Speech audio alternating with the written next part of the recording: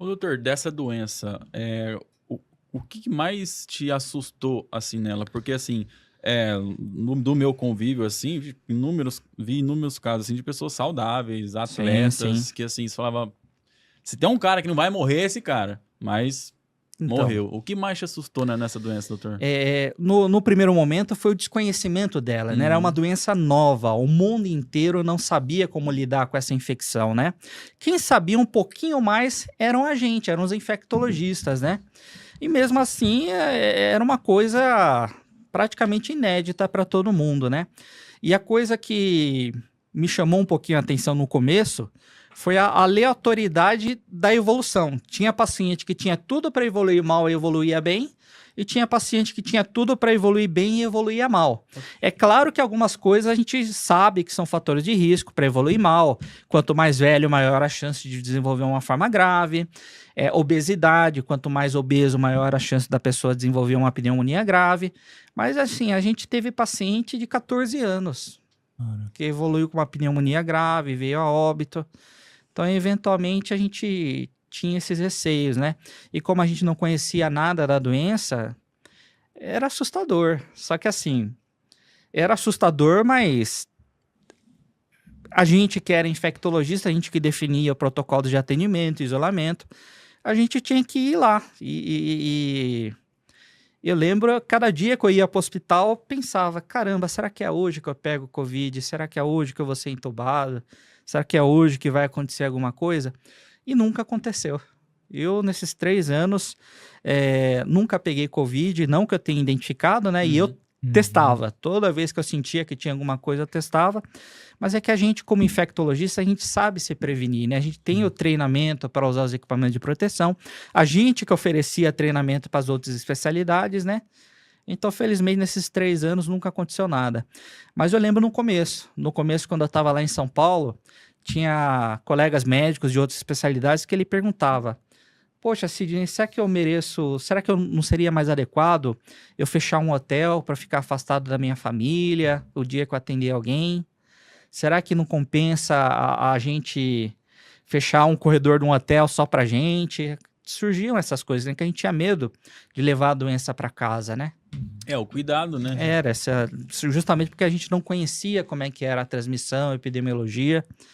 Mas, infelizmente, os tempos são outros aí e a gente sabe que deixou de ser como era no começo, né? Sim, porque tiveram casos, assim, de pessoas que, assim, estavam se cuidando 100%, mas mesmo assim contraíram, que foi o caso do ator, o Paulo Gustavo, sabe, aquele Ah, comediante? sim, sim, sim. faleceu Que, assim, segundo relatos lá do marido, esposo, não sei, que ele tava dando depoimento, assim, era um cara que se cuidava, tudo, mas infelizmente acabou sendo acometido É pela aquela doença. aleatoriedade que eu falei, né? Às vezes, Exatamente. pessoas que tinham tudo para evoluir bem evoluíam mal, pessoas que tinham tudo para evoluir mal evoluíram bem.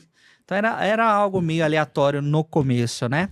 Depois, a gente percebeu que com o avançar das campanhas de vacinação, principalmente a partir da terceira ou quarta dose, deixou de ser um problema grave, tá? A gente percebia que a nossa UTI Covid, ela começou a ser fechada, diminuiu o número de casos, a partir do momento que a maior parte da população chegou na terceira dose, tá?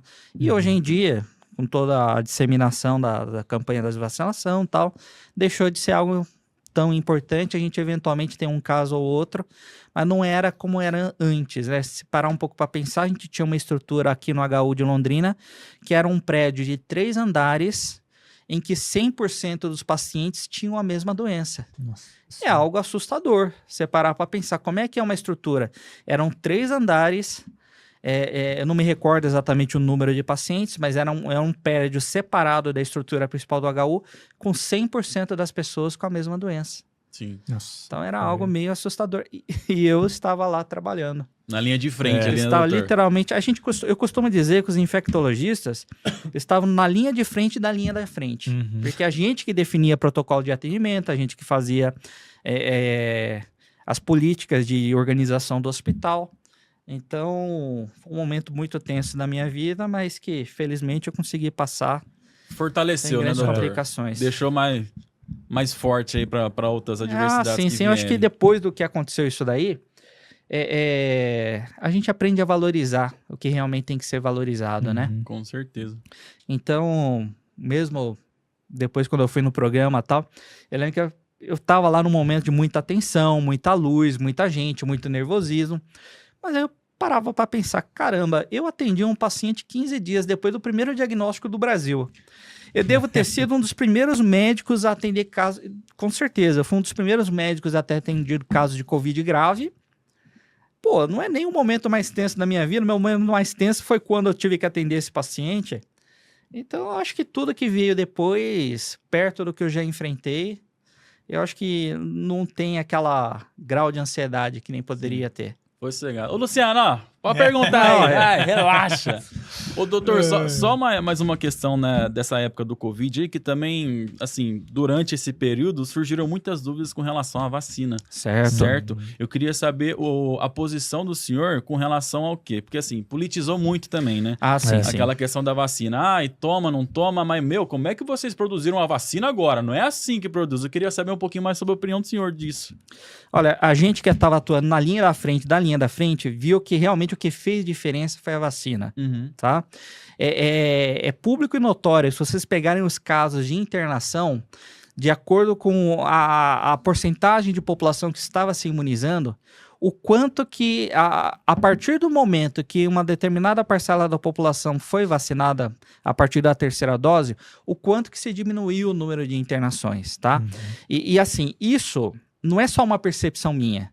A gente tem dados estatísticos, a gente tem uma série de estudos que mostraram isso.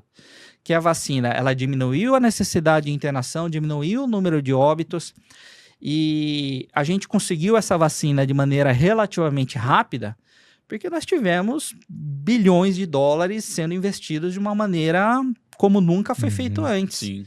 Nunca na história da humanidade a gente usou tanto recurso para um mesmo objetivo comum, que foi o desenvolvimento dessas vacinas.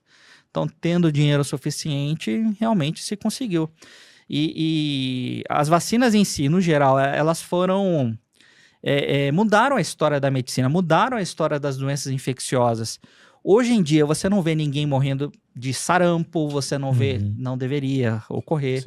Não deveria ocorrer a morte de algumas doenças que são imunopreveníveis.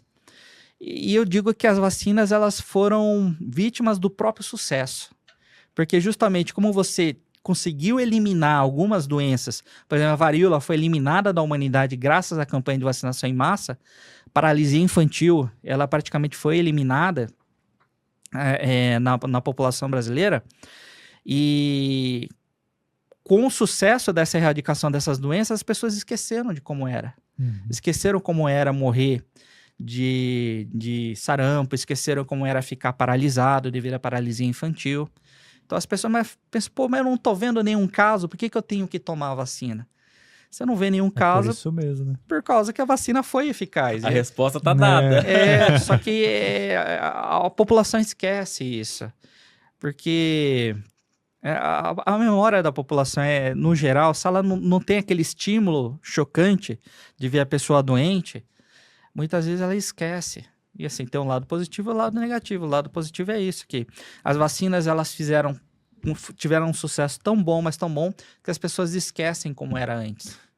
E engraçado, né? O povo é meio hipócrita, né? Porque tem umas agulhadas aí hoje em dia que eles gostam de tomar, né? Pois é, a gente vê... Então. E a gente vê que...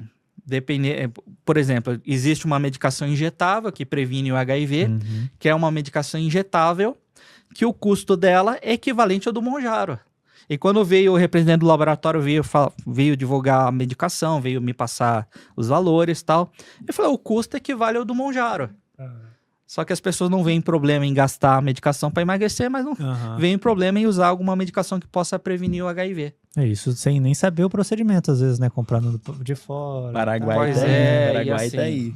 Gostou desse corte? Então faz o seguinte, deixa o like, se inscreva no canal, hype esse vídeo e nos siga no @conversariapod. E aqui, ó, tá aparecendo o episódio completo para você assistir e ter mais informações de uma forma mais completa, beleza? E para você que clicou e não dá para assistir é porque você ainda não é membro do nosso clube. Então torne-se membro para você ter acesso a todas as lives exclusivas só para membros.